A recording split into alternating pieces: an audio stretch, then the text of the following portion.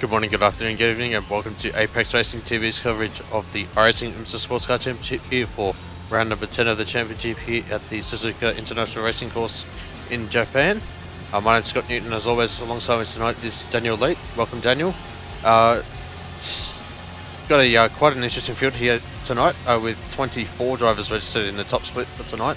What are your thoughts heading into tonight's event?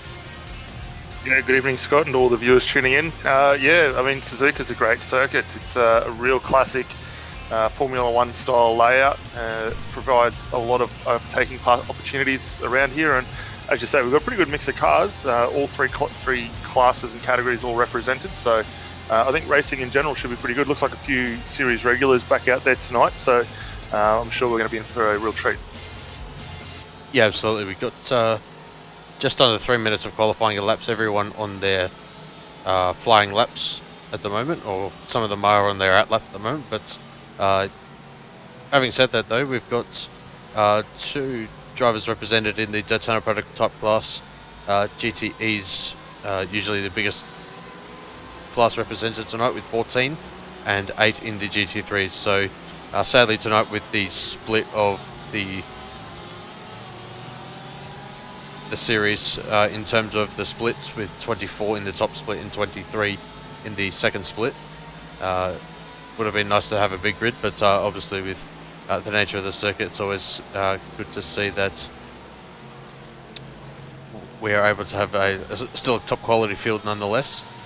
See that got some very high I-rating drivers as well in the GTE field, likes of Calistani, Jorge Basco Pauls, Josh Thompson for Trustmaster Ravana Racing as well. So it's good to see those guys out here tonight, as well as some series regulars like Tim Gervin, Alan Day as well out there tonight as well.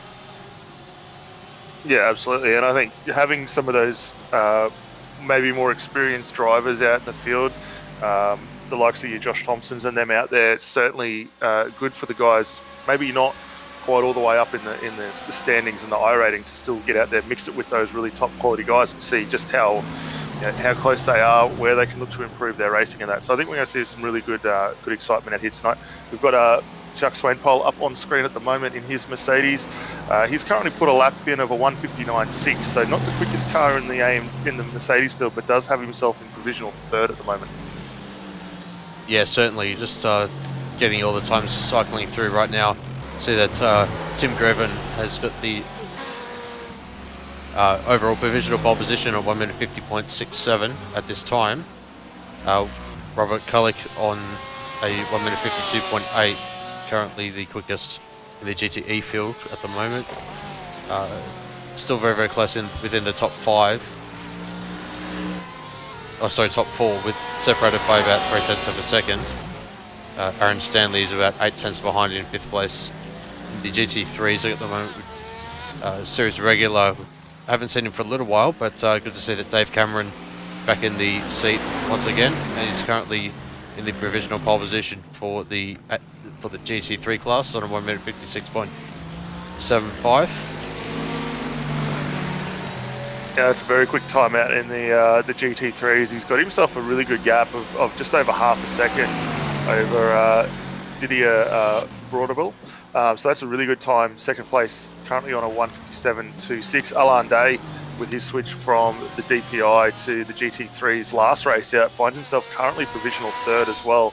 And not too far off the pace, maybe a second behind at the moment, but right behind him too, Rob Carmichael, who we don't normally see out there, but doing a really good job in the Audi. Only a touch slower at the moment as well. Yeah, certainly. Just see whether Josh Thompson can improve, and it looks as though he didn't manage to improve on 1 minute 53.3 to 10th shy of his personal best, so he will start no higher than 5th position in class.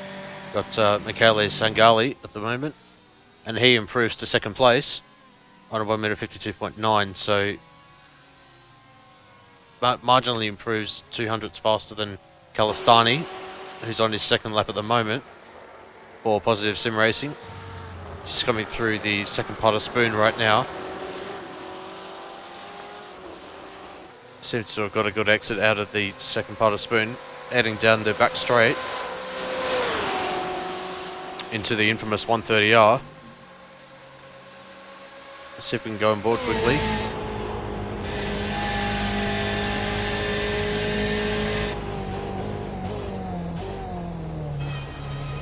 And the car actually looking really good through that segment as well, down through the Casio Triangle. Only a small lift getting through 130R, and he actually pulled it into this lap, but the car looking very, very good.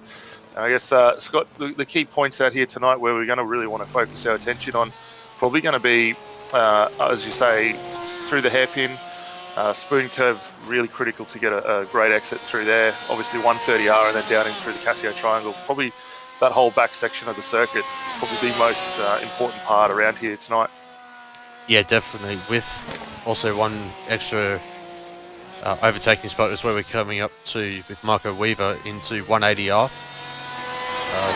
Not sure if that was mentioned as well. You might see a couple of dive bombs up into the hairpin there.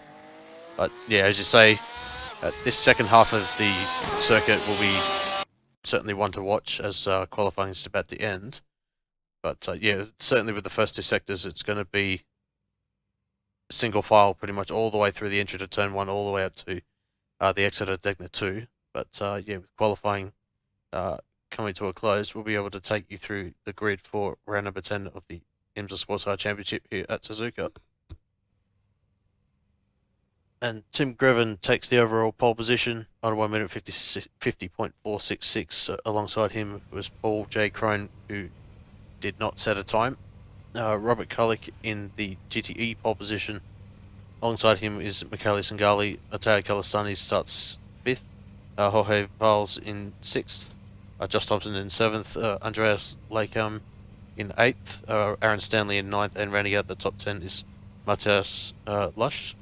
In the 11th is Marco Weaver. In 12th is Ivan Bustinza. In 13th is Masatoshi Saito. Alberto Neo starts in 14th. Tim Weston in 15th. And Matthew Littlefair in 16th. In the GT3 field, we've got Dave Cameron on the pole position. Didier Brubble in the 18th position. Ricardo Gallaretta in 19th. Philip Klinger in 20th, Villa Ivanainen in 21st position, Alan Day starts in 22nd, Jacques Swainpole in the 23rd position, and Rob Carmichael starts in the final position of 24th.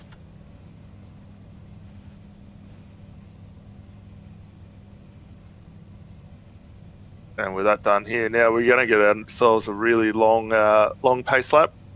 Actually, no, short pace lap, sorry. The cars will go off pretty quickly. It'd be interesting to see how much of a gap we're able to get between all three splits, being that they're just on the entry into 130R at the... Yeah, absolutely. Normally we're used to seeing the full pace laps, as to see, I think, Robert Kulik pretty much right on the back of the Daytona prototype field. But I think there will be a little bit of a separation, I think, as he's leaving quite nicely. The pace car going unusually slowly than what we're used to seeing. But yeah, just probably about 20 seconds away before we were able to get this race underway for 45 minutes. Yeah, I'm just keeping an eye too where our GT3 cars are, and they've managed to get a nice little bit of separation too off the back of the GTE field. Dave Cameron slowing that bunch up just... And we're underway, so Tim Greven takes the green flag and he will lead the Daytona prototype field into turn 1. Just looking a little bit further back, we've got Robert Kulik in the GTE lead at the moment. Matteo Calistani getting a good jump on Sangali, who leads them into turn 1. See that Josh Thompson running a little bit wide on the entry to turn number 1. But it looks as though that they're pretty much unscathed. And the GT3 field, we've got Dave Cameron leading into turn 1, Didier Brubble in 2nd position, Gallaretta in 3rd, Ivanainen in 4th, who's managed to jump Philip Klinger. So good stuff for him. But it looks as though that there hasn't been too many positions changed, but everyone has managed to safely get through the first half of the lap, which is great to see. Absolutely, and I'm really surprised just looking at how quickly Cameron's been able to extend his little bit of a gap over Brabola in second there, so he's got away quite nicely. So that gap at the moment, as it stands, 1.5 seconds between first and second in class, and behind them, all the rest of the field not too far behind, and probably going to be battling the entire race through. Rob Carmichael, maybe a little further back than he'd ideally like at the moment, finds himself 2.5 seconds off the back of Chuck Swainpole, so he's got a little bit of work to do, but being first lap and 45 minutes still to come, he's got a lot of time and opportunity to get back up the field. Yeah, absolutely. Just looking a little bit further up as well, so the Josh Thompson's had a bit of a poor middle sector. He's down 3 positions from where he started, currently in 8th position in class. See that Slush has run a little bit wide at 130R, but I think he was already ahead of Josh Thompson when that overtake was made. So around the conclusion of lap number 1, Tim Greven leads. You see that was it Kalastani trying to put a move on Rob Kullick. A little bit of contact was made, but Kullick has managed to hold on to that first position in class. Yeah, it's a big move too, trying to go around the outside in through the first corner there. Not somewhere where you normally typically see a move done here at Suzuka, especially in a GT. Maybe more of an open wheel corner for that type of move, but both guys get back in, a little bit of bump and contact, and they go single file back up through towards the Degners where they're about to enter right. Yeah, always a tricky section, the Degner complex. It's always one line through there, so that everyone's managing to get through their single file. Just looking on our timing screens at the moment, the Daytona prototype lead is up to 4.4 seconds at this time. So Tim Greven has managed to open up a substantial lead over the course of the first lap. Yeah, just looking at this lead battle in GTE at the moment. We'll see whether Kalastani is able to get a good exit out of the second part of Spoon.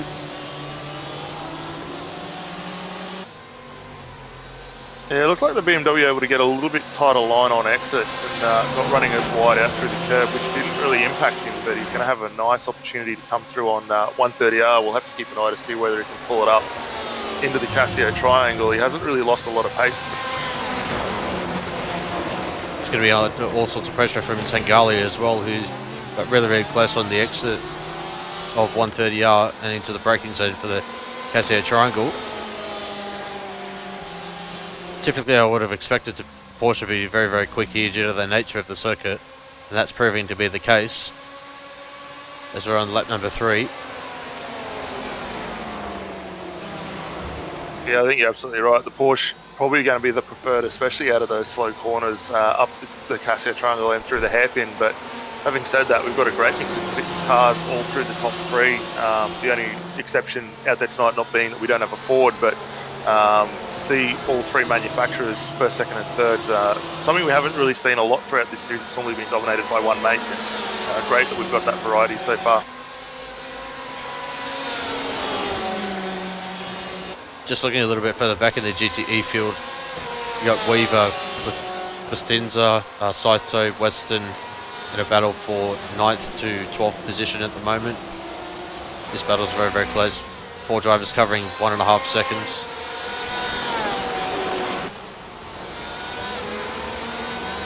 Yeah, and again, we see a Porsche out the front of this little scrap as well. The BMW's probably able to get a little bit better up over the curbs, but just suffering a little bit on traction out of the corners. And that's certainly helping Weaver maintain that lead. And he currently finds himself 9th in class and 11th overall. So looking quite good. Hasn't managed to lose or gain any spots so far, but still early days. And he's not too far behind Zulcius just ahead, and with Matthias there just in the other Porsche.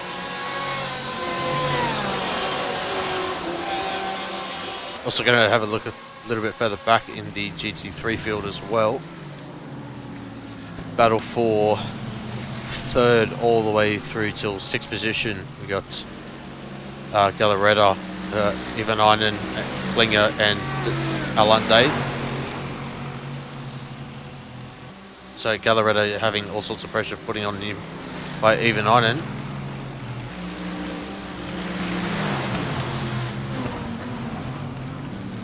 Yeah, he looks to still be able to hold off on that pressure at the moment.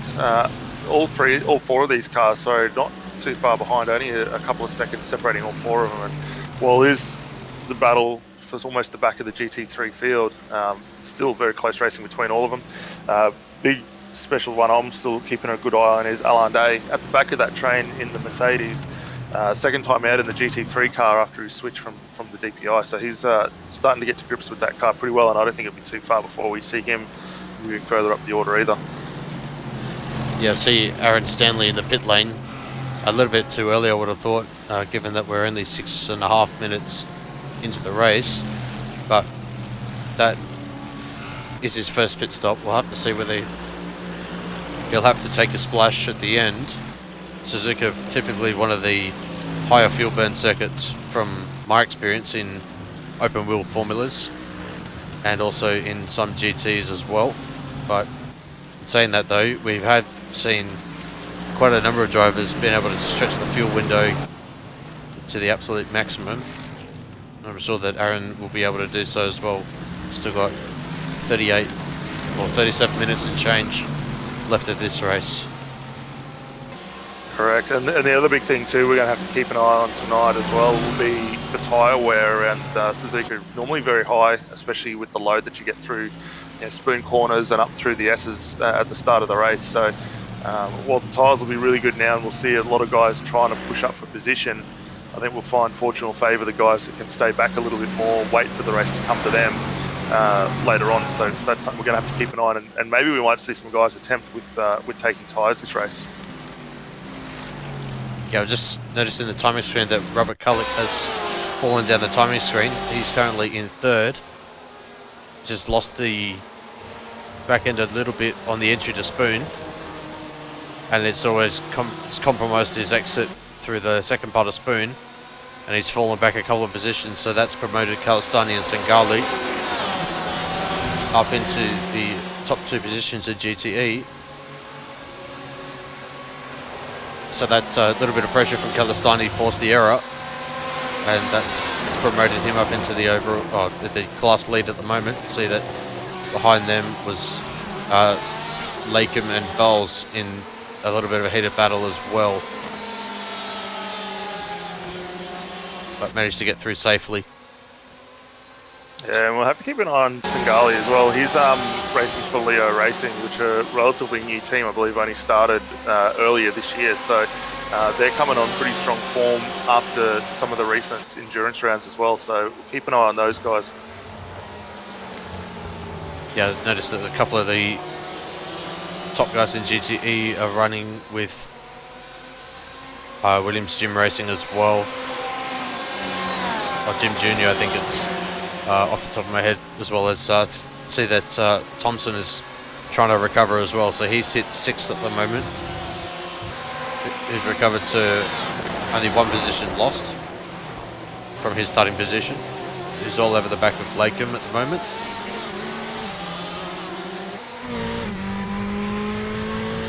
And we might take a quick on-board lap around here just so the viewers can get an idea of just how hard these GTE cars are pushing around.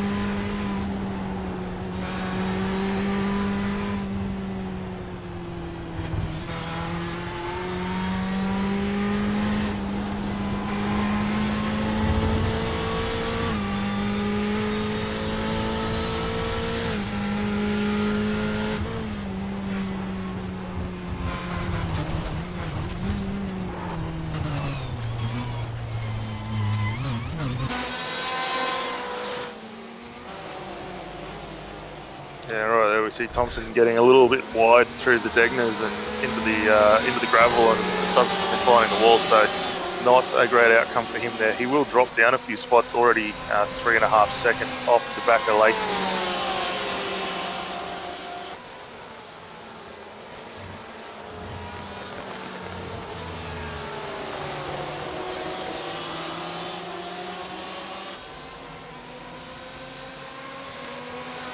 might jump a little further down. It looks like we've got a good little battle starting to heat up again in the GT3 field as well, with Brabola, Elachira and Klinger as well. So we'll see if we can jump back to that little battle. These three cars, just a touch over a second or a second and a half between all three of them. And we'll see how back there, and the gaps sort of opened up a little bit more. But pace consistency for all three drivers last time by. They're still in the 157s, which is quite good considering we're down 10 minutes on the race time, 7 laps in, and those tyres are surely going to be starting to feel the pressure. Yeah, just going to bring up the weather for the race today, if I can manage to find it. There we go. So we got a ambient temperature of 21 degrees Celsius, track temperature is 22, partly cloudy with 58% humidity with winds northeasterly at 7 kilometers an hour. So shouldn't be too difficult for the drivers, but a little bit of wind out there might prove to be a little bit difficult through the S's sections, making the car a little bit squirrely. But having said that, there should be plenty of grip out there for the drivers. See that Tim Greven has fallen off the track somewhere.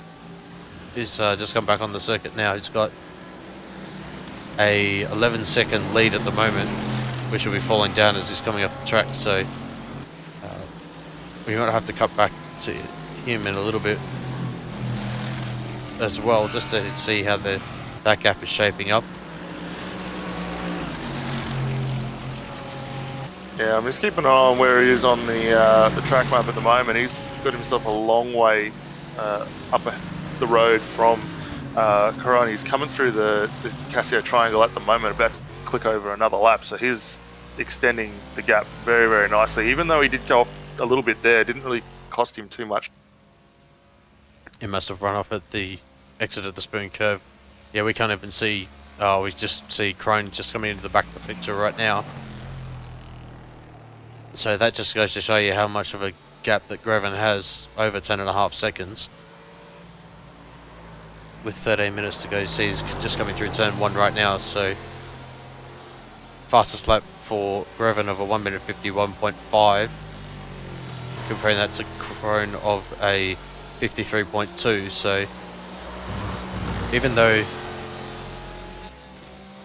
Greven had that mistake the last time around, their paces was fairly similar to the last time around.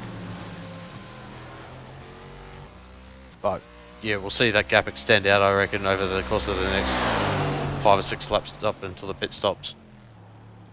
Absolutely, and I think it looks like too we're going to see the battle for first and second in the GTE field starting to really heat up now.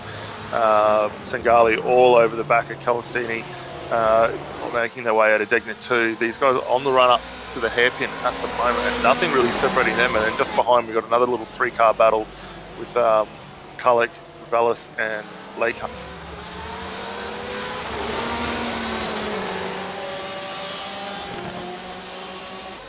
Yeah, this has been pretty much the closest battles throughout the entire field. To see that Gallaretta and Klinger are right on the back of each other, as well as Alan Day and Aaron Stanley is trying to recover from his pit stop. Not sure whether that was damage from Aaron or whether that was just an early pit stop. See that Sangali trying to put all sorts of pressure on Calistani as they're going through 130R, but not close enough. And Vols trying to look up the inside, but having to go defensive, with Kulik having to take the defensive line. That kind of compromises his run through Casio Triangle. Yeah, he overran the entry on there at quite a long way, as you say. He did definitely slow down that run. He's going very defensive on the run down to turn 1, trying to keep him out. And just able to do so. Vallis driving very defensive run.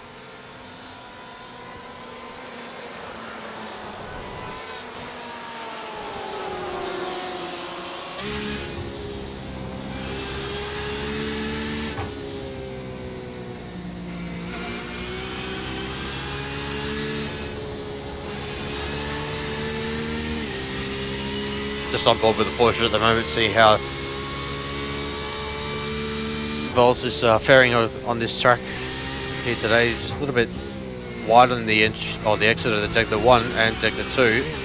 That might cost him that incident point, which the stewards will be looking at very heavily in terms of the incident limit.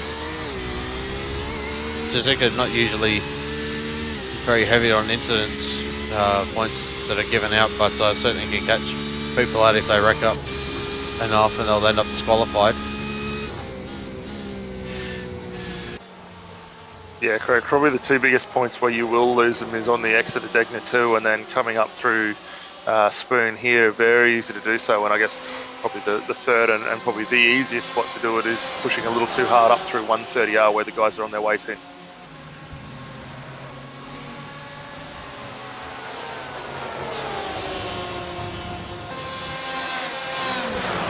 Yeah, Lakem getting all over the back of Vols at the moment. Only 0.3 of a second gap,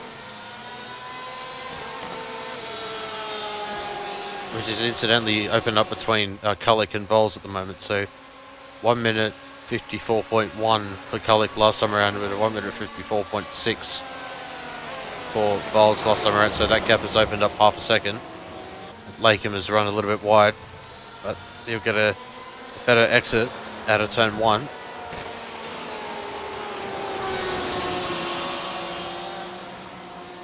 I'm just keeping an eye too on the lap times for these guys. Hasn't really dropped off as much as I thought it may have done. All cars last time by just around the high 30, 53, very low 54s. So comparative to their outright best, they're only about a second off at this point in time, but obviously 18 minutes down and still with a long way to go. We will see that fall off, but at the moment this racing is still very hot.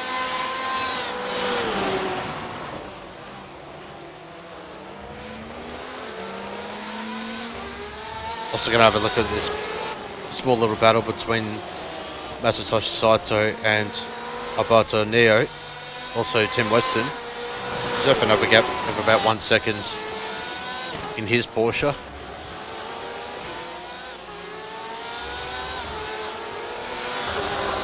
Last time for Weston, Saito and Neo was in the sort of mid 55 range with a 55.6 for Weston, 55.7 for Saito, and a 55.5 for Neo. So Neo closing up a little bit on the two drivers ahead of him. We'll see how he is able to close up over the next couple of laps, getting into that dirty air.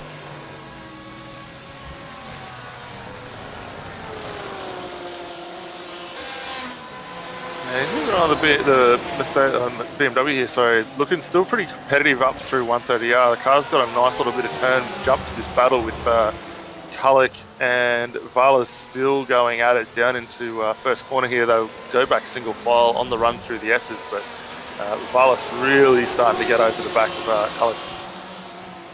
Yeah, it was getting very, very close. I thought there might have been potential for the overtake.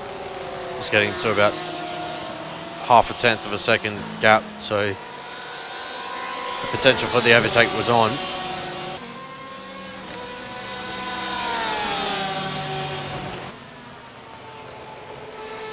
But wasn't able to be pulled off by Jorge Vols at that opportunity. So it's interesting to see too where the two different strengths in both cars are.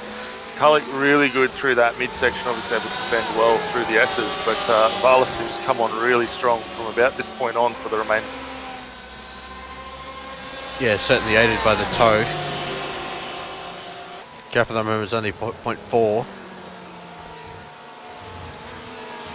Oh, I thought that Kullik was going to lose the back end of the car there with the amount of rotation that he had through that second part of Spoon, but managed to gather it up.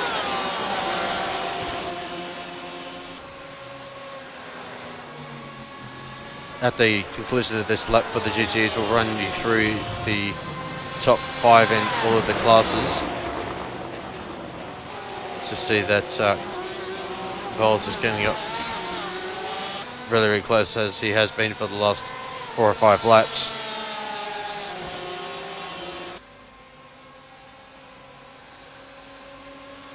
Yeah, looks as though he's not going to be able to do it this time. So at this current time, we've got Tim Graven currently leading overall in his number 7 Daytona prototype. In the second position in Daytona prototype is Paul Crone. Sadly, only 2 Daytona prototypes here tonight, but certainly great to see those guys out here tonight. In the GTE, we've got Matteo Calasani currently sitting in the first position in class, and very, very close behind him is Michele Sangali, and about half a second gap between those two. And then the battle that we were looking at before was Robert Kulik and Jorge Valls and Andreas Lakeman. Oh, sorry, Lakem.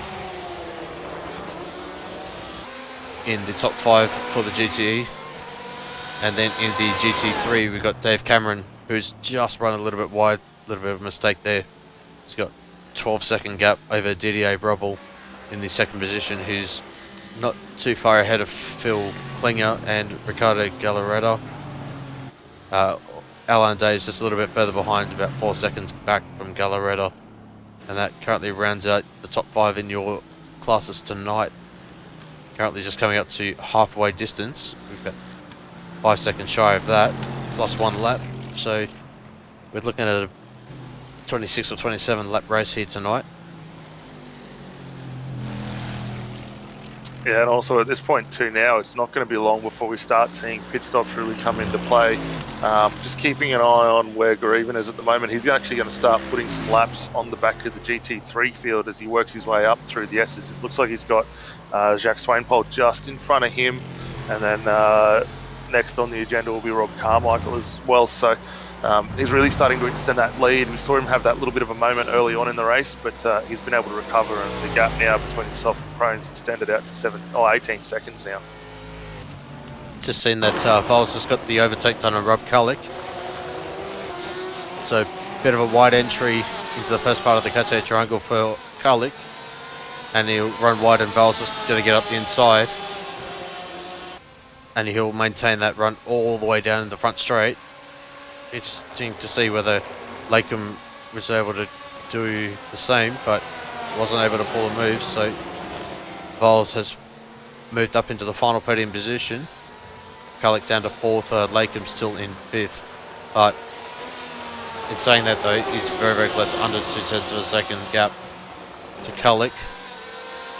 We're coming up to 180R right now. Will we see the move for the dive? No, he won't. Kulik goes very, very deep under brakes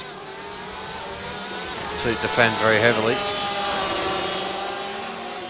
That was a fantastic cut back there from Vallis, knowing he could push Kulik really wide in through the initial part of the Casio Triangle, and then the presence of mind just to be able to pull the car up a little further, cut it back a bit sharper for the exit there. He did a phenomenal effort to pull that through.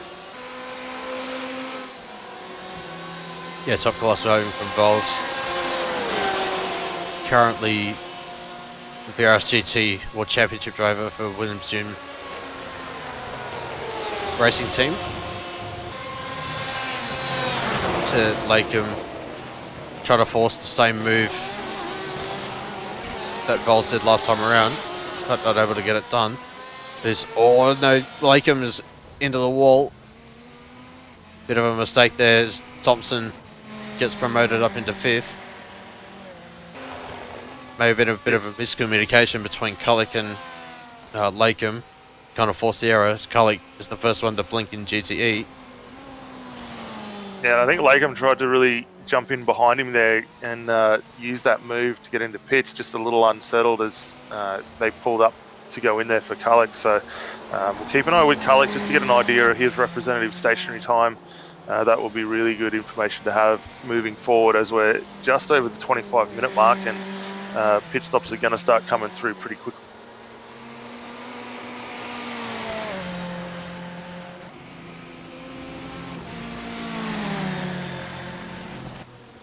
Just going to have a look back at Klinger, Didier Brobel and Ricardo Gallaretta. This is the battle for 2nd, 3rd, 4th as Gallaretta is in the pit lane, as well as the GT3 leader Dave Cameron. So Brobel will inherit the class lead at this time.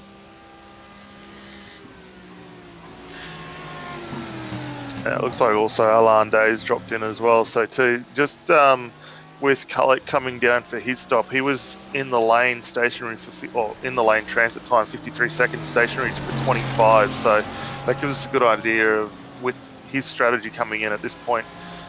With the guys coming in a little bit later, we'd expect those times to be a bit quicker. Obviously, not needing the extra fuel, but that certainly gives us a good yardstick to see where the rest of them feed in.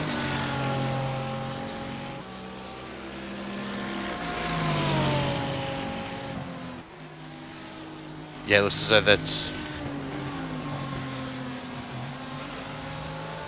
was a Klinger and Robble only 0.3 of a second gap at this time. It's a little bit confusing as with the numbers that are on the top left of the cars are not matching up with the timing at the moment. In saying that though, gap to third currently, it's Carmichael, who's 21 seconds behind this battle here. Nonetheless though, there's one other close battle at the moment, and that's the lead for the GTEs. Kalistani and Sangali pretty much been glued together for pretty much the whole of this race, only half second separated between those two drivers. We'll see if these two decide to come into the pit lane this time, as Klinger looks up the inside but not close enough to get the run, as both of them are into the pit lane. So Cameron will re-inherit that lead once Carmichael and Swainpole take to the pit lane.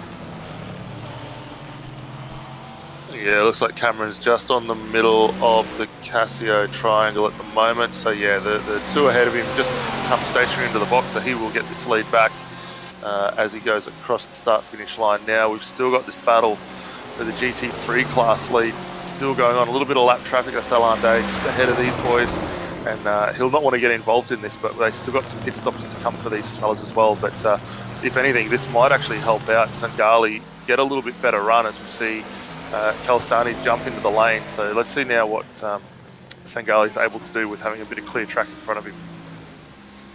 Yeah, he'll want to try and get through this quickly. Alan Day staying in the front of Sangali, but Sangali will get the run, hopefully. This, yeah, Sangali's getting a little bit held up, but we'll try and go around the outside. He's getting all sorts of held up at the moment, so I think that Kalistani's in a prime position for re-inheriting this lead. Who Sangali finally gets through at the top of the Dunlop curve. Yeah, and if anything, we might actually see Sangali might see Kalistani actually increase the lead that he had over Sangali. And I mean, those guys were very, very close, only less than 0.3 of a second between them pretty much the entirety of this race. But with that little bit of a delay in Sangali trying to get past Alan Day, might actually increase this to at least a second and a half if he's not able to pick it up through the back half of this lap. Yeah, with Cullick taking 25 seconds of fuel at it, I'm actually starting to wonder whether that was a speeding penalty on the entry or the exit. Just looking at Kalistani's pit stop time, it's only 10.5 seconds, so potentially a speeding penalty for Cullick, who is taking him out of the running for the podium position. Yeah, certainly very possible. Could also be tyres as well. We'll certainly keep an eye out for that. It looks like both our DPI runners are in the lane. Sangali has jumped in for his stop now as well. So looks like Grieven's come through a 10-second stationary time, and we've just got the cars up on the track map at the moment, so we can keep an eye on where they do filter back in. But we can see Kalistani starting to hit 130R right now, so it's going to be very close as to where they come out. So Josh Thompson currently leading in the GTEs at the moment, but hasn't pitted. See whether we can get Sangali, and Vols is in the pit lane as well, where Kalistani is at the moment.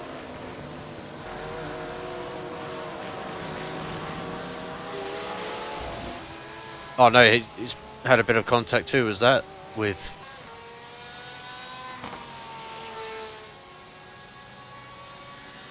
See if I can. I think that might have been Marco Weaver potentially coming in there. Yeah, there's a little bit of damage on that Porsche ahead of him, the number 21. I can't find him in the timing screen. Yeah, that was Marco Weaver. So a little bit of contact for Calistani.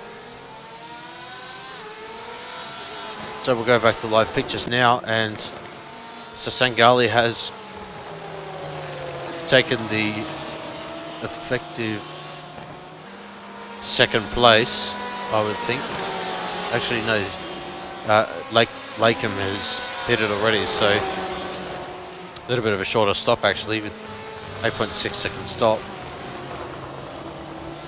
Yeah, I think when this does play out, just keeping an eye on where they come in, we might actually see, I think you might be right in Lakeham actually being ahead, but I don't think he's, oh, he has come in for the stop, so that's actually quite a good good jump by Lakeham, and we're also seeing Calais come up a spot as well, so those guys are not too bad. Looks like Calstani not too slow after that damage, but we'll keep an eye on that. Thompson is in the lane for his stop tonight, so we'll see where he filters back in.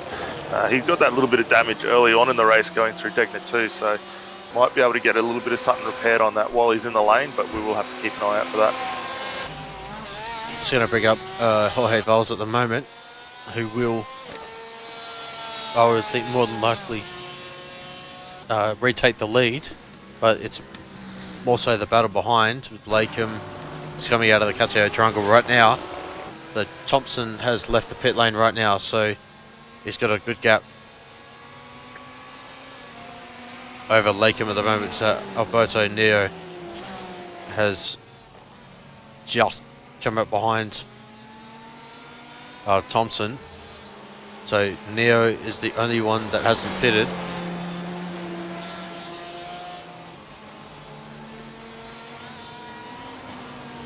Well, that's going to be very interesting. That's a real big shake-up of our GTE field as a result of those pit stops. The previous guys up towards the front have dropped a long way back after that, and I'm really surprised at how far they have fallen back down that time.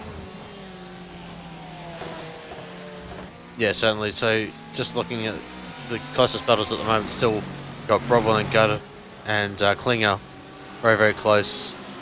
At this time, still 4/10 of a second separated between those two.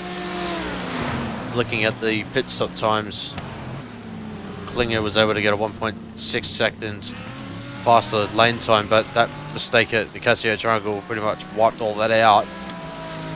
It's only 16, yes, gaps under about 1/10 of a second as Klinger going defensive. Brobel trying to take the inside line. Well, sorry, the outside line, but not able to do so.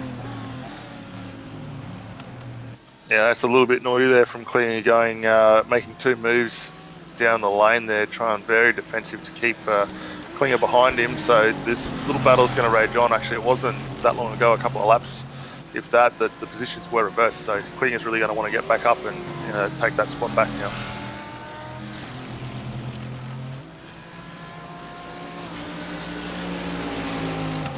It looks like we've also got Neo coming in, so he's our final driver to come down the lane for his final stop. Keep an eye on where he comes in, but actually it looks like he might even be out of the race at the moment. He's in 10 seconds station. Yeah, potentially might be a connection issue. See him in the pit lane at the moment. He's fallen back to 22nd at this time. But we'll just have to wait and see where he's going to come out. He's going to filter back out in 11th place in class, 13th overall. So a little bit of a gap to Masatoshi Saito, who is about 8 seconds, or sorry, 7.5 seconds up the road from where Neo come out of the pit lane.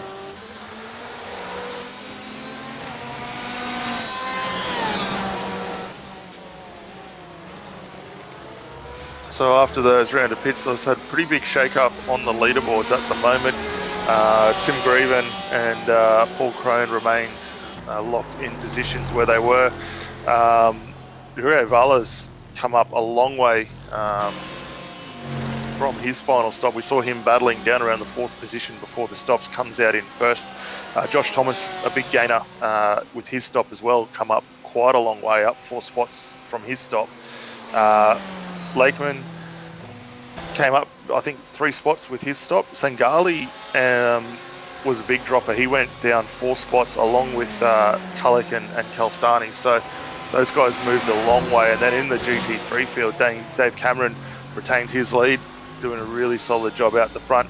Philip Klinger and Didier Broble, who were watching just before, those guys had a positional change. And looks like Galarreta actually managed to gain a spot over Alain Day as well. So pretty big shake-ups with the pit stops, and not something that we've seen a lot throughout this series so far.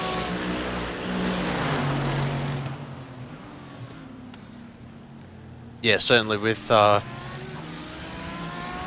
couple of the drivers that have retired from this race. We've got Marco Weaver and Matthias Zlosch both into the pit lane, both having retired within the last couple of laps. We've got current leaders on lap number 20, well, about to start lap number 21, and the GTE is about to start, well, about halfway through lap number 20.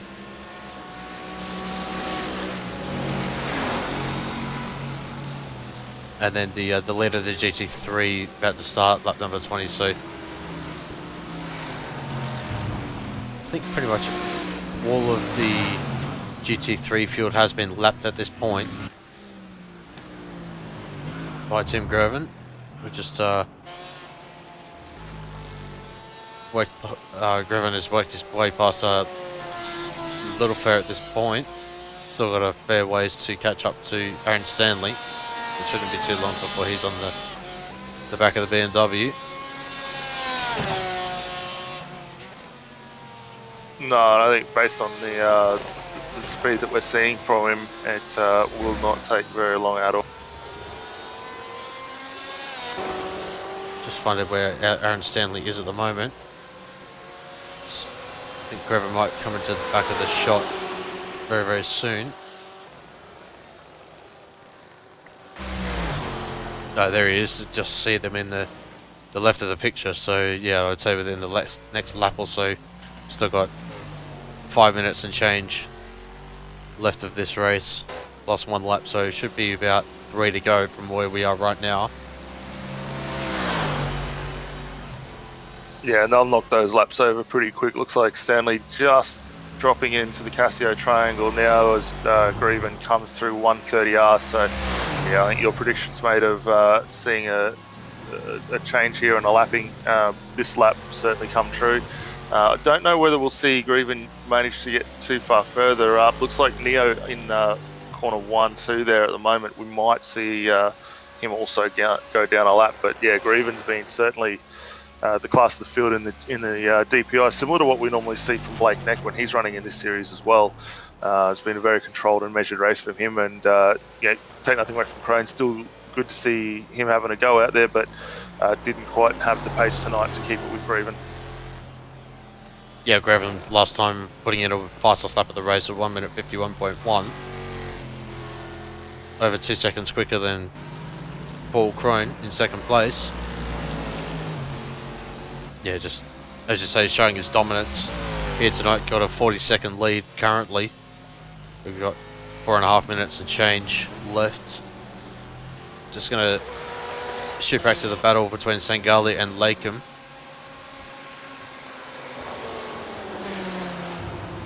Sangali runs that a little bit wide on the exit of 130R. We'll see whether he can put the pressure on for the final podium position. Yeah, I wouldn't be surprised if we don't see him attempt the move at least. He's certainly got a lot more pace in the Ferrari at the moment. Last time by, we say a lot more, it's still 0.2 of a second in his favour. and around this circuit, that's certainly beneficial. But there is a little bit of lap traffic just ahead of these guys that could potentially come into play. That's Jacques Swainpole just ahead of them. So we'll look to see whether whether Singali is able to use that as a bit of a help. Looks like both drivers able to get through and continue on their battle, and they've got a fair bit of clear track just ahead of them now. Yeah, they've got an 8-second gap to Josh Thompson in second place. See whether so the next GT3 that they're going to come across is Villa Ivanainen, who's just coming out of the exit of the 180R complex. Probably about 2 seconds up the road from where they are right now.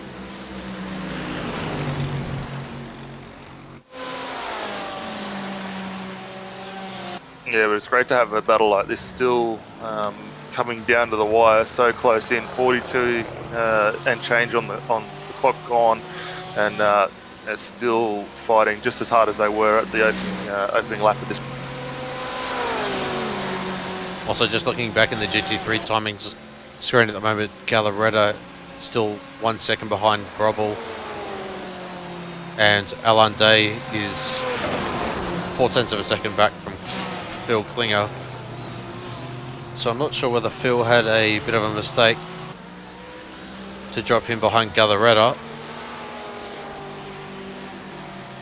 I'll try and find it on the timing screen, but for him to fall back to 4th in class, he must have had a small mistake somewhere, or a bit of contact. Yeah, I think if we're able to keep with that one, he might actually get himself overtaken here by Alan Day, still closing up that gap as they battle on 17th to 18th outright, and in class at the moment that's 4th and 5th on the road. So these two still going after it. Yeah, it looks as though there's a bit of front end damage on Klinger's car, so he must have just run up the back of someone, or it might have even been either the two drivers of Brobel or Gallaretta. See if we can spot any damage on either of the two Mercedes cars up ahead. But from my angle I can't see any, so must have been just a small mistake, or that damage he's got on the front aero coming back to bite him in this last minute of the race. Definitely, and I mean, there's always a potential too. That could have been a spin into a wall or something. We didn't quite get that on the timing. Looks like Day trying to get through with a move. He's very aggressive at the moment. Klinger trying to do whatever he can in that damaged Audi to keep Day behind him, but I think it's only a matter of time before we do see him lose that spot. Just looking at where Grieven is, I think this will be the last lap. He's on his way out of the hairpin at the moment. So I think time will expire before he's able to get back, and that'll mean we won't get one more lap, unfortunately.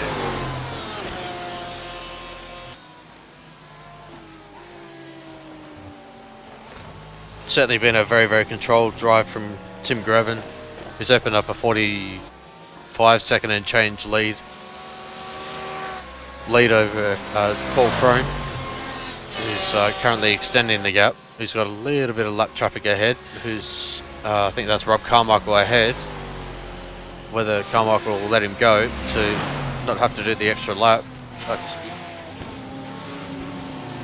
certainly coming through the final corner now, Tim Greven will win round number 10 of the iRacing IMSA Sportscar Championship here at Suzuka, so congratulations to him. Got a little bit of a wait for Paul Crone to come across the line, but just seeing where Dave Cameron is at the moment. Another pretty dominant lead as well as we've come to expect from Dave Cameron, who opened up a 23.7 second lead over Didier Brobel and certainly hasn't looked back. It's been consistently about 0.8 of a second to a second a lap quicker, and certainly showed it here. So Dave Cameron will win the GT3 category for tonight's race in the iRacing IMSA Sportscar Championship, so congratulations to him. And see that Alan Day trying to make the overtake as well. Also, Jorge Valls not wanting to risk it. He's got a 1.7 second lead over Josh Thompson. He's got to be very, very careful he doesn't get overtaken by Thompson. But Valls will take the GTE category win. Josh Thompson not too far behind him after his trials and tribulations in the early part of the race. So congratulations to those drivers. We got Lakem able to hold off Sangali as well to round out the podium. So great effort from him. All the top 3 GTE up 3 positions from where they started. This is so that most of the field has crossed the line to see that Western has managed to hold off Saito and Neo as well. So it's great, good effort from Western to move up 5 positions. Nice win, Dave. Where he started. And that will pretty much round out the field. It looks as though that's only Neo and Carmichael about to take the checkered flag.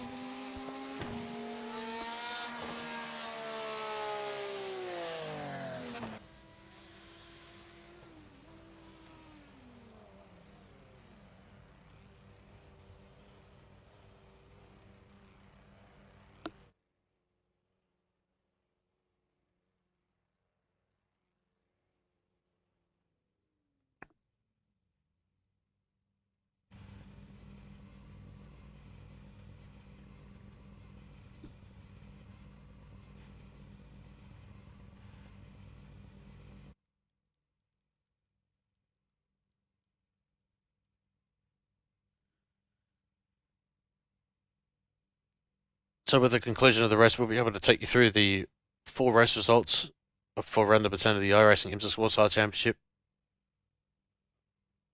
And yeah, Tim Griven takes the overall win, 44 seconds ahead of Paul Crone. Very, very dominant performance as we saw tonight and in previous races that we've seen Tim compete in this season. Jorge Valls takes the GTE class win tonight. Ahead of him, only 1 second behind, was Josh Thompson. Andreas Lakem in the 3rd position. Michele Sangali in the 6th position. Robert Kulik had a little bit of an issue in the early to middle part of the race, which sees him fall down to 7th overall, 5th in class. Matteo Calistani, without contact out of the Casio Triangle, finds himself in 8th overall. Ivan Bestinza in 9th, and rounding out the top 10 overall was Tim Weston. Masatoshi Saito in 11th, Alberto Neo in 12th, Aaron Stanley finishes in 13th overall. Dave Cameron takes out the GT3 pole position, Didier Brobel in the 2nd position, and Ricardo Gallaretta in the final podium position. Philip Klinger rounds out the 17th position overall. Alan Day sadly not able to get the overtake done over Klinger, who finds himself in 18th position overall. Villa Ivanainen in 19th.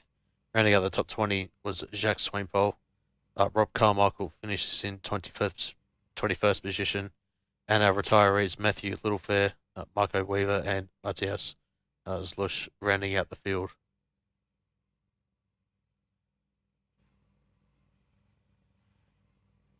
We'll wait for driver interviews. I think that was a fantastic race. We saw some really aggressive and respectful driving in all the categories tonight, particularly the battle we saw from the top 6 guys in GTE, and for the guys that were battling a little bit further down in GT3, they put on a fantastic show for us as well.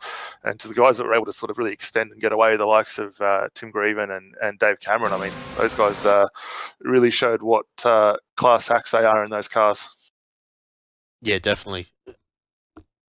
With in the GT3, kind of expected Dave Cameron to gap quite a lot, as we saw a 23-second gap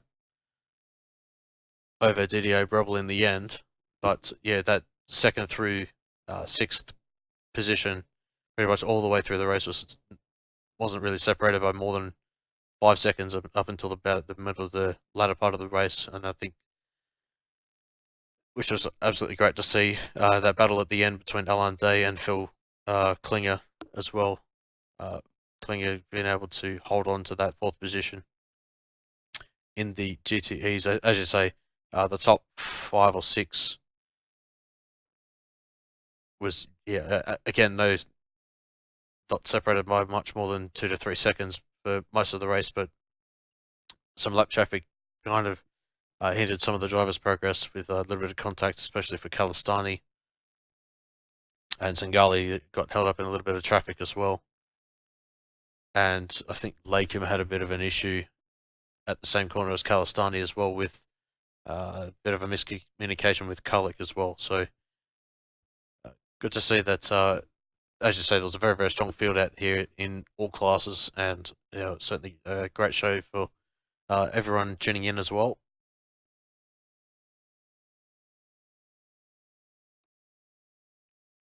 Yeah, I couldn't say that any better myself, mate. I think it's what we've sort of come to expect from this series now. The standards of driving getting very, very high, and while everyone's putting in the effort, there's still plenty of respect going on. It looks like we've got Alan Day jumped up into the booth, so we might bring him up on board. He came in 15 class, and we'll get a bit of a recap on how his race unfolded.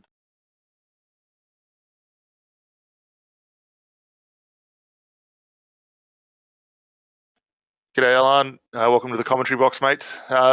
Congratulations on 5th. Maybe not quite the outcome you're expecting tonight, but all in all, you found yourself in a really solid battle in the closing couple of laps there.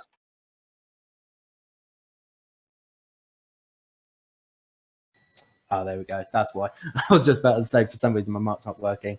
Definitely wasn't a bad showing, really. I don't think, to be honest. We had 8 GT3s, so it's a decent showing from the group. Definitely a little bit feisty, as Suzuka always brings. Lost a little bit of pace in the mid-race, but then back up to Philip. I think he had a little incident with the second place DP, and he clearly had some damage. But it was good race all in all, really. I just struggled with the car a bit. Hadn't actually managed to get any practice before the race, so I was just gradually just finding my feet as the race progressed, really. So I think all in all, I'm fairly happy with the result, despite only finishing P5. Oh, well, I think it's still P5, still a good result, especially when you consider not a lot of practice for the week, and really second time in the series in the car since the switch from the DPI. Still coming on very well, mate. So next week, moving on to VIR. Anything you're likely to be able to take away from tonight here at Silverstone, and maybe put into action with setup and tweaks in that for next week? That's something I'm definitely going to have to look into. I know the next couple of races are going to be immensely difficult. Obviously, the next round is going to be a track that I'm not particularly used to. I've actually never even driven on the track yet. Once, I think maybe about 2 laps, and that's about it. So it'll be a matter of me actually having to learn the track in general, not just actually learning the car with the setup onto the track, really. So it's not a track that we go to too often, but I think it'll be a lot of fun and bring a lot of competition from some of the lower rated drivers that doesn't tend to be at the top of the grid. So it'll be interesting to see what sort of turnout we'll get. Yeah, absolutely. I think it'll be fantastic, and it's certainly a track that I know from the past when I've run it. Certainly enjoyed racing out there. But mate, before we let you go and enjoy the night, is there anyone you'd like to give a thanks to? I could definitely say all of the viewers that I've had around this evening, E-Team Brett as well, especially Paul Davis and Dave Player as well. Like I did, doing an immense job with our team project that we are doing around with Team Brett in general. But yeah, definitely an immense thank you to everybody within the team. Fantastic, mate. Well, again, congratulations on 5th tonight. We'll look forward to catching you out next week, and we'll chat to you. Thank you, guys. All right, who do you want to bring up next, Scott? We got looks like Dave Cameron and Josh Thompson in the. I reckon we'll bring up Josh Thompson next.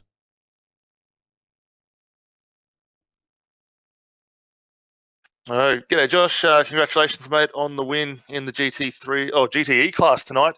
Looked like a race of a little bit of fun for yourself. A couple of little minor excursions off track, but all in all, come home strong for a nice. Yeah, it was all right. It was P2 actually. Jorge won the race. I was going to say if I won the race, that'd have been a miracle after what happened. But, yeah, you are correct. Yeah, but P2, I can't really complain because on my half it wasn't a particularly strong race. Qualifying just didn't hook the car up.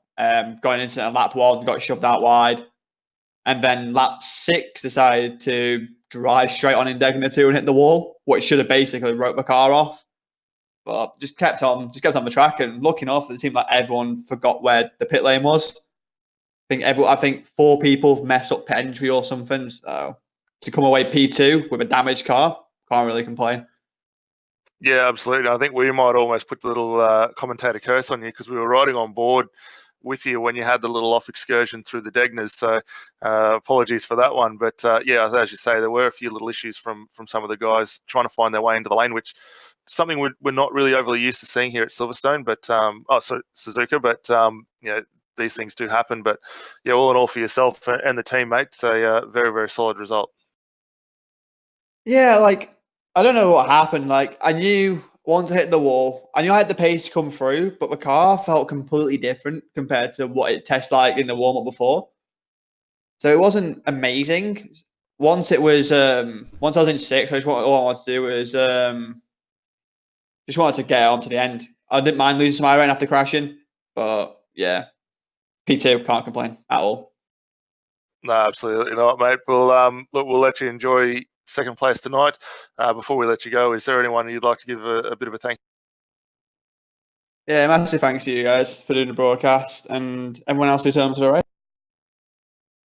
Fantastic, Josh. Well, look, if we're able to see you out next week at VIR, mate, certainly love to have you out on board for that one. But again, for tonight here at Suzuka, congratulations on second, and we'll certainly look forward to seeing you next. Yeah. All right, we might get Dave in here. Scott, I'll hand it over to you for this one, mate. Yeah, no worries. So welcome, Dave, to the ApexRacingTV commentary box. Congratulations on the GT3, both the class win and the pole position tonight. Just tell us a little bit about your race from your perspective. I see that you opened up a 23-second lead, but how was that? I see that the start was pretty crucial from your side, but yeah, just tell us a little bit about the race from your perspective. Yeah, hello guys. Yeah, it was. I got lucky at the start. Really managed to qualify pole. I've done quite a bit of practice leading up to the race. So once I got away clear track, it was just ticking off the laps. Really, it was pretty steady. We had a couple of moments mid-race, just not concentrating, but thankfully we had a nice gap, so it wasn't too much of an issue. Yeah, absolutely. Did could you see the battles behind you? You see that Galaretta, Klinger, Brubble as well behind. They were battling very, very close. Were you worried at all that if a small mistake at any point of the race, they would be right on the back of you, or did you think that you had the overall pace in hand through that middle part of the race? Yeah, I was watching the battle with Didier and Philip for a while. I was quite jealous, to be honest. They looked like they were battling hard for a while. But I was happy that I had the pace. If they did close it up, I could have pushed on a little bit harder. I was being quite steady, trying to look after the front tyres. I made a couple of setup changes, reduced the camber a bit on the front. So I was concerned that the tyres might have dropped off, but they were fine. Yeah, absolutely. So coming up into this penultimate round of the championship, we head to VIR next week. Are we likely to see you around next week? Yeah, definitely. I've been waiting for a long time to run VIR. I love that track. It doesn't really get used as often as it should, I don't think. I really love it. So yeah, I'm trying to compete in every round in the GT3 and GTE series in IMSA. I think I'm sitting third at the moment in the Division 1 in the IMSA. So I just want to push on now, get these next rounds done and see where we finish. Yeah, absolutely. So we wish you the best of luck in the final 2 rounds coming up with VIR, as we said, next week, and then the final round being Bathurst. But yeah, just before we let you go, is there anyone that you'd like to give a bit of a shout out to, or thanks? Yeah, shout out to my team, Alpine Stars, Geodesic, all the guys there. I've recently joined the team. They've been absolutely superb, really helpful. Also, shout out to my good lady Julie. She puts up with my addiction to sim racing, so she deserves a mention, probably more than anybody else. No worries. Well, thanks very much for that, Dave. And yeah, we certainly wish you all the best for the final 2 rounds of the championship, and we certainly hope to see you next week. Yeah, thank you. Thanks for the coverage, guys. Awesome as always. Thank you. So that was Dave Cameron, winner of the GT3 category here tonight. Certainly putting in a dominant performance, and as he mentioned, currently 3rd in the Division 1 standings at the moment, and trying to close out his championship and hopefully finally trying to get on that top step at the end of the season. Certainly putting in a dominant performance tonight, and certainly looking to in a very positive step to take out that championship. But yeah, certainly dependent on the SOFs later on in the week, given that this is the Tuesday. Absolutely, but having said that, I mean, the strength field tonight, we saw some pretty solid competitors out there, which certainly do his chances well. And if he is able to rack up some solid wins like he's doing tonight, you know, certainly every chance that he will progress forward and get up to that top step. So certainly wish him all the best.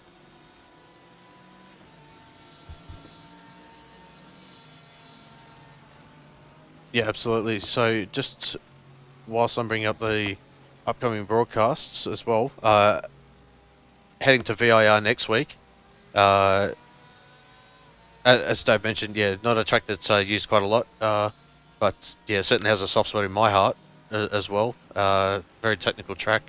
But yeah, what are your thoughts heading into next week with the technical nature of the circuit, but also a lot of fast and flying sections of the track as well?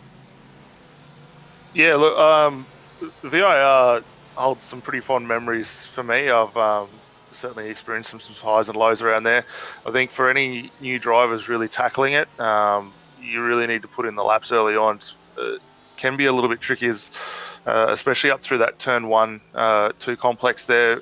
The road really gets away from you quite quickly if you're not able to get the car slowed enough. But from there on, you get a really fun roller coaster ride up over the hill. And I know when we saw it a few years back with the official IMSA race, back when they had the old Vipers and that, the cars were getting airborne up on the way up the hill there. So for that in itself, fantastic. It really is a one line section to track through there. However, there are some opportunities where you might be able to come a little wider and whatnot, but yeah, to still have that opportunity around there is fantastic. You still got iRacing captured it before it was long gone, but you've still got the infamous oak tree up there, and that itself, you know, a double right-hander onto the main back straight there. If you're able to get an entry and exit through that on point, you can certainly do a lot of overtaking on the run up to finish off the lap. And then, as you say, you come through that back end of the lap, and it really is the roller coaster section. It's twists and turns. There's a lot of drop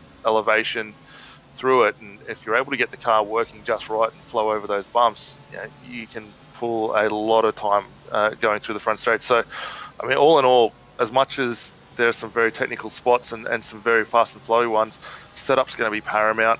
Learning the tracks just as critical. So for the guys that are able to do it, and you know, we've got now a week before we're back here for the broadcast again, so certainly plenty of time that they can put the laps in and really hone their skill around there. I think we'll see some fantastic racing. Yeah, I'm certainly looking forward to that. As always, same time next week. But yeah, coming up to the upcoming broadcast on ApexRacingTV, we've got the iRacing VRS GT Sprint Championship, round number 10 of that series at Imola. That'll be starting at 8 GMT later on this evening. Then alongside that, we've got the BSI MX5 Pro Series for round number 22 of that championship at the Nürburgring Nordschleife. Coverage will be starting at 19:15 GMT. On the Thursday, we've got the BSRTC Pro Series for the second round of the showdown at Laguna Seca. That'll be commencing at 19:10 GMT. On the Friday, we've got the 1900 GMT split of the iRacing and Le Mans series for round number 10 of the championship. That will be coincidentally at Le Mans. And then on the Saturday, we've got the penultimate round of the Sim Racers Asia Formula Series for round number 9 of the championship. That'll be at the new Silverstone circuit. Coverage will be starting at 1300 GMT for that one on Saturday. Sunday, we've got the Aussie Mixed and Fixed GT Development Series for round number 10 of the championship. That'll be at Suzuka. The coverage will be starting at 10:45 GMT, same time slot as this one on Sunday. Later on the Sunday night, we have the Apex Racing League British GT Championship for the second round of the championship. That'll be at Brands Hatch. Coverage will be starting at 19:10 GMT. On the Monday, we'll be back for the World GT Championship for round number 5 at the Imola circuit. Coverage will be starting at 19:15 GMT. I think coincidentally that'll be on the iRacing Esports network for that one, so be sure to tune in for that one. And alongside that one, we have the BSI MX5 Monday Cup for round number 11 of the championship at Mid-Ohio. That coverage will be starting at 19:15 GMT, so those will be the World GT Championship will be on the iRacing Esports Network, and BSI MX5 Monday Cup will be on the ApexRacingTV channel. Later on the Monday night and into early Tuesday morning, we have the Ritmatech GT Challenge for the second round of the championship at Belle Isle. Coverage will be starting for that one at 23:45 GMT on the Monday night. And then rounding up the list of broadcasts, we'll be back at VIR for the iRacing IMSA Sportscar Championship same time next week, Tuesday 10:45 GMT. So quite a lot of action coming up on both Apex Racing TV and also on the iRacing Esports Network.